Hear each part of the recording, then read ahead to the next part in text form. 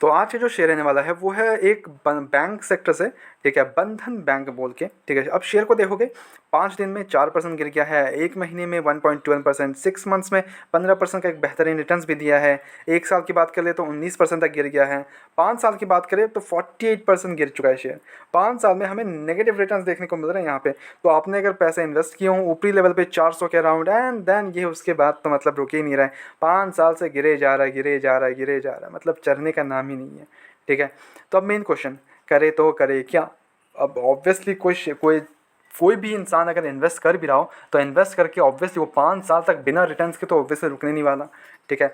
अब आप अब अगर सोच रहे हो कि ओके अभी तो 5 साल तक कुछ नहीं भागा, अचानक से 5 साल के बाद एकदम कोई बूम आ जाएगा, एकदम बूम आके एकदम खतरनाक एकदम भागने लग जाएगा शेयर, तो भाई वो भी देख लेते हैं, ठीक है। शेयर को देखते हैं, कुछ कुछ लेके चलता हूँ आपको मैं स्क्रीनर पे और वहाँ कुछ चीज़ें समझते हैं and then we will decide on this, okay. See अब अगर कंपनी की बात करो, देखो बैंक है तो ऑब्वियसली बैंक के बारे में बताने की ज़रूरत है नहीं कि बिकॉज सबने नाम सुना होगा, कुछ ना कुछ तो ऑब्वियसली नाम सुने ही होंगे आपने। ऑब्वियसली कमर्शियल बैंक है, 2014 में इनकॉर्पोरेट हुई थी, ठीक है। And at the same time देखो ये जो प्रोडक्ट्स वगैरह हैं, ठीक है, वैसे कोई wide range of banking products and services and asset liability products and services design for micro banking and general banking, ठीक है। कोई बड़े कस्टमर्स को एसेट नहीं करती है ये, micro banking and general banking के लिए अच्छा है, ओके। अब अगर इसके मार्केट कैप वगैरह देखो तो छोटा बैंक है, इट्स नॉट लाइक कि बहुत बड़ी कोई बैंक है, ठीक है। ओनली 25,000 करोड़ का इसका मार्केट कैप है, ठीक है। स्टॉक का पी 12 का चल रहा है, इंडस्ट्री पी हालांकि 11 का चल रहा है, तो अभी लिटिल बिट ओवर वैल्यूड है, ठीक है। इतना मतलब गिरने के बाद भी ओवर वैल्यूड है अभी भी, ठीक है। पीजी रेशियो ओके हैं, डेप्ट हम बैंक्स में देखते नहीं है, ऑब्वियस सी बात है, ठीक है। पेटर स्कोर 7 के अराउंड है, प्रीटी गुड, ठीक है। बट आर ओ सी यार भाई it's not great, okay. R O C 7 के चल रहा है विच इज़ लाइक लिटरली एकदम कम है, ठीक है। 15 से नीचे तो हम सोचते भी नहीं हैं, बट स्टिल 15, 14, 10 के ऊपर ओके रहता है, बट 10 के अंदर है इसका, वो भी 7। आर ओ ये ओके है, कोई इशूज़ नहीं। Return on equity is good. Dividend yield 0.93% है, प्रीटी गुड, ठीक है। क्वार्टर रिजल्ट अगर हम चेकआउट करें तो रेवेन्यू हमें इसका वो 5,536 से इंक्रीज होकर 5,476 करोड़ का देखने को मिल रहा है, ठीक है। फाइनेंसिंग प्रॉफिट माइनस में देखने को मिल रहा है, -204 करोड़, जो कि पिछले ईयर 890 करोड़ पॉजिटिव था, ठीक है। फाइनेंसिंग मार्जिन यहाँ पे बहुत ज़्यादा डिक्रीज हो गया है, 16% से गिर के -4% हो गया, प्रिटी बैड, ठीक है।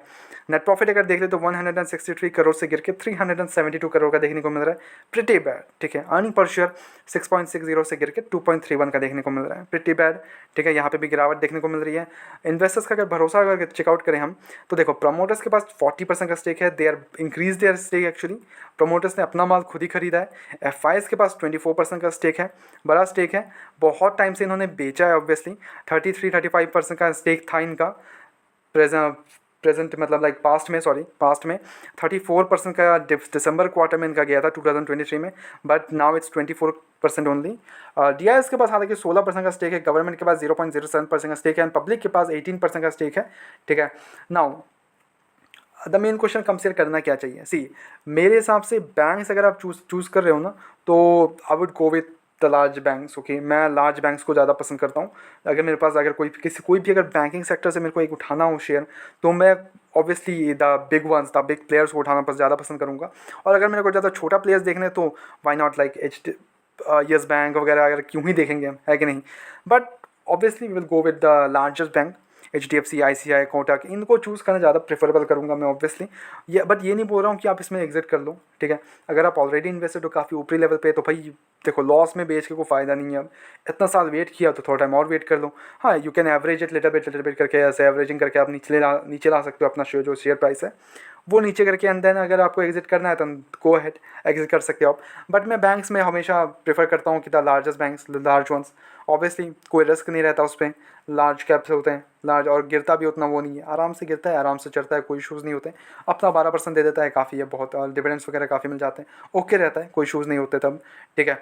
बट ये नहीं बोलूँगा कि कोई बाय एंड सेल कमीशन है, ओनली सजेशंस है, go do your own research and then investment करो, ठीक है। ब्लाइंडली मैंने बोल के इन्वेस्टमेंट कर दूँ, ठीक है, वो बिल्कुल मत करना, go do your own research as well, ठीक है।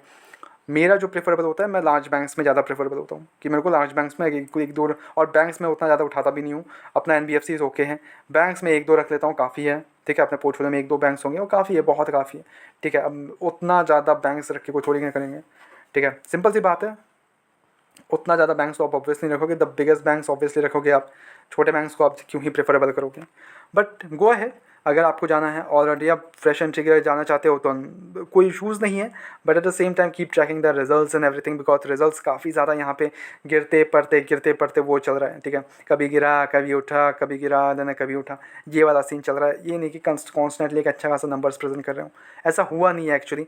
नेट प्रॉफिट अगर आप चेकआउट करोगे, अचानक से 700-800 करोड़, अचानक से फिर 200 करोड़, अचानक से 53 करोड़, अचानक से 1000 करोड़ पहुँच गया है, अचानक से फिर 400 करोड़, अचानक से 300 करोड़, तो ये वाला सीन चल रहा है, ठीक है।